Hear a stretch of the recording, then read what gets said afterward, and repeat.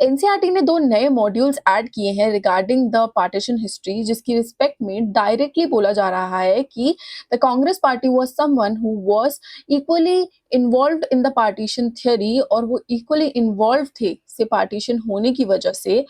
जितने की जिन्ना एनसीईआरटी के न्यू मॉड्यूल एडिशन से हमको ये पता चलता है कि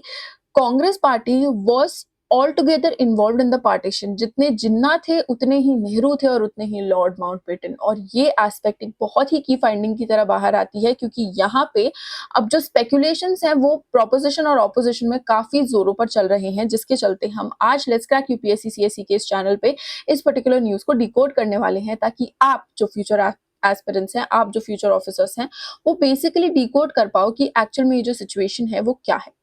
तो अगर हम न्यूज की बात करें कि एक्चुअल में क्या हुआ है, तो एनसीईआरटी ने रिलीज किए हैं 2 new modules to actually mark the partition remembrance day, जिससे कि स्टूडेंट्स समझ पाए कि पार्टीशन जो है वो इनएविटेबल नहीं था, लेकिन हमारी लीडरशिप चॉइसेस का एक रिजल्ट था। यहाँ पे स्ट्रॉन्ग एम्फेसिस दी गई है कांग्रेस की लीडरशिप रोल को, कि कहा गया है डायरेक्टली स्पेकुलेट करते हुए कि Congress was all the more involved in this partition, and उसी रिस्पेक्ट से हमारा पार्टीशन जो है वो हुआ, and we had to face the repercussions that stemmed out of it. इसी रिस्पेक्ट में अगर आप देखो तो इन मॉड्यूल्स में लिखा है कि पार्टीशन जो था वो इनएविटेबल नहीं था, कि अर्लियर नरेटिव यही सेटअप किया गया था कि partition majorly was the outcome of communal tensions. लेकिन न्यू मॉड्यूल्स अगर आप देखो, रेफर करो, तो उसमें लिखा है क्लियरली कि इट वाज टोटली अवॉइडेबल। यहाँ पे 3 की एक्टर्स को आइडेंटिफाई किया गया है कि इन तीनों की यहाँ पे इक्वल जिम्मेदारी है, इनकी वजह से ही पार्टीशन हुआ है, जिसमें जिन्ना का नाम लिखा है who demanded Pakistan, Congress who accepted partition, and Mountbatten who formalised and hastened the entire process, जिसकी वजह से ये पार्टीशन हम लोगों को फेस करना पड़ा। नाउ कांग्रेस पे ये जो पूरा इल्जाम है वो नई तरीके से क्यों लगाया जा रहा है, क्योंकि कांग्रेस ने अंडर एस्टिमेट कर दिया था जिन्ना का जो इंटेंट था उसको, जिससे उन्होंने लॉन्ग टर्म ह्यूमन ट्रेजेडी जो उस टाइम पे हुई in terms of the communal tension वो फोर्सी नहीं की, जिसकी वजह से नेहरू और पटेल को कंसीड करना पड़ा अंडर प्रेशर जिन्ना का जो थ्रेट था, एंड हेंस पार्टीशन हुआ।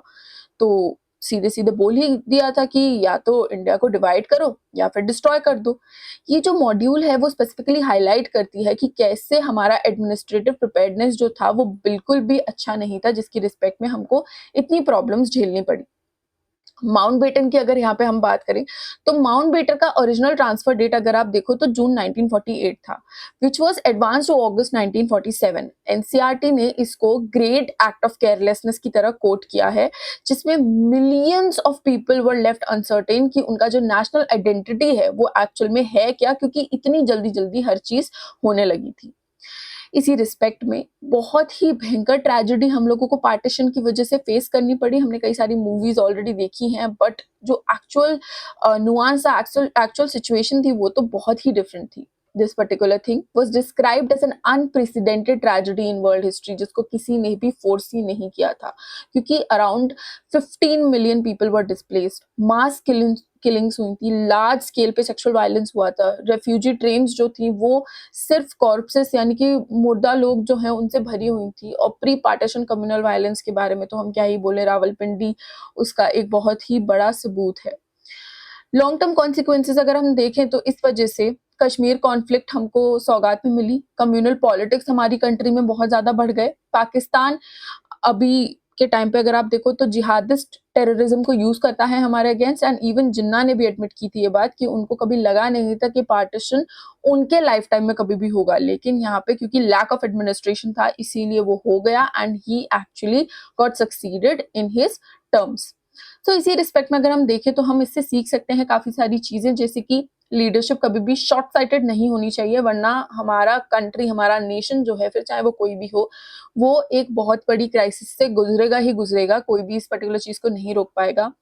कंसेशंस वायलेंस को प्रोवाइड नहीं करने चाहिए, क्योंकि उससे पीस इंश्योर नहीं होता, बल्कि और ज्यादा वायलेंस को यहाँ पे बढ़ावा मिलता है।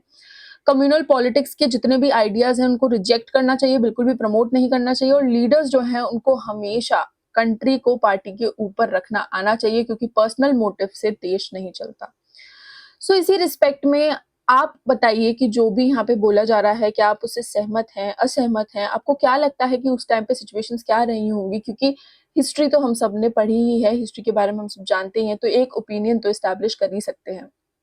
ऑफ कोर्स गो थ्रू भी कीजिएगा इन सारे नए मॉड्यूल्स को, जिसकी रिस्पेक्ट में आपकी अंडरस्टैंडिंग और बेहतर हो। एंड अगर आपको अपनी यूपीएससी सीएससी की तैयारी करनी है, आईएएस आईपीएस बनने का सपना पूरा करना है, तो आप जुड़ सकते हैं हमारे साथ, क्योंकि हमारा ये जो ऑफर है 17999 का, वो लिमिटेड टाइम के लिए एक्सटेंड कर दिया गया है।